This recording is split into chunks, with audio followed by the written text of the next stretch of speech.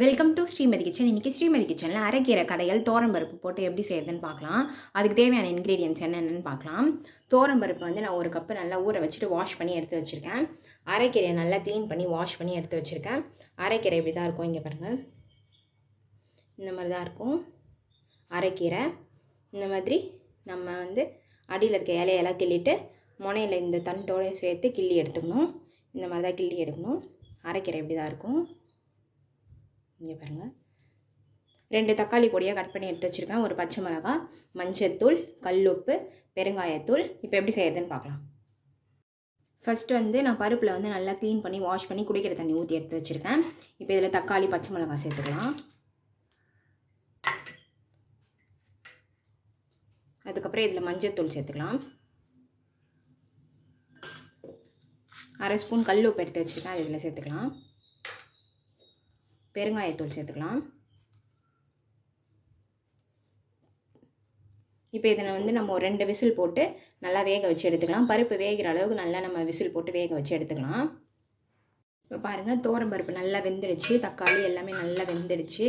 இப்போ வந்து இந்த கீரை எடுத்து இதில் சேர்த்துக்கலாம். அரைக்கீரை,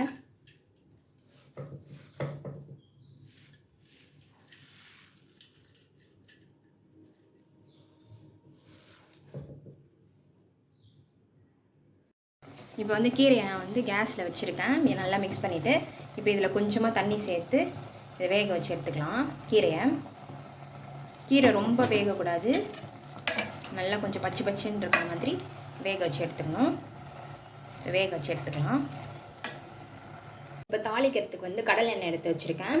கடுகு, பூண்டு வந்து ஒரு 4 பல்லு பூண்டு தட்டி எடுத்து வச்சுருக்கேன். 3 காஞ்ச மிளகா. இப்போ தாளிச்சிக்கலாம். கீரை வந்து நல்லா வெந்துடுச்சு. இங்கே பாருங்கள், இந்த மாதிரி பச்சை பச்சைன்னு இருக்கும் போதே நம்ம வந்து எடுத்துக்கணும். ரொம்ப வேக வைக்கக்கூடாது, கருப்பாயிடும். அதுக்கப்புறம் இப்போ நான் வந்து போயிட்டு மிக்ஸி ஜாரில் போயிட்டு அரைச்சி எடுத்துகிட்டு வந்துடுறேன். நீங்கள் மத்தில் கடையாக இருந்தால் கூட கடைஞ்சிக்கலாம்.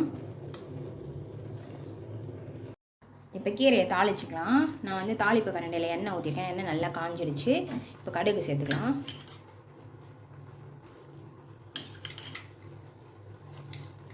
கடுகு நல்லா வெடிச்சிடுச்சு. காஞ்ச மிளகாய் சேர்த்துக்கலாம். தட்டி வச்ச பூண்டு சேர்த்துக்கலாம். நான் மிக்ஸி ஜாரில் அரைச்சி எடுத்துகிட்டு வந்துட்டேன். இப்போ தாளிச்சதை எடுத்து இதில் சேர்த்துக்கலாம். அவ்வளோதான், அரைக்கீரை கடையல் பருப்பு போட்டு சூப்பராக ரெடி ஆயிடுச்சு. உடம்புக்கு ரொம்ப நல்லது. இங்கே பாருங்கள், சூப்பராக ரெடி ஆயிடுச்சு. இந்த மாதிரி செஞ்சு பாருங்கள், சுவைச்சு பாருங்கள். வீடியோ பிடிச்சிருந்தா லைக் பண்ணுங்கள், ஷேர் பண்ணுங்கள், கமெண்ட் பண்ணுங்கள், மறக்காமல் சப்ஸ்கிரைப் பண்ணுங்கள். தேங்க்யூ.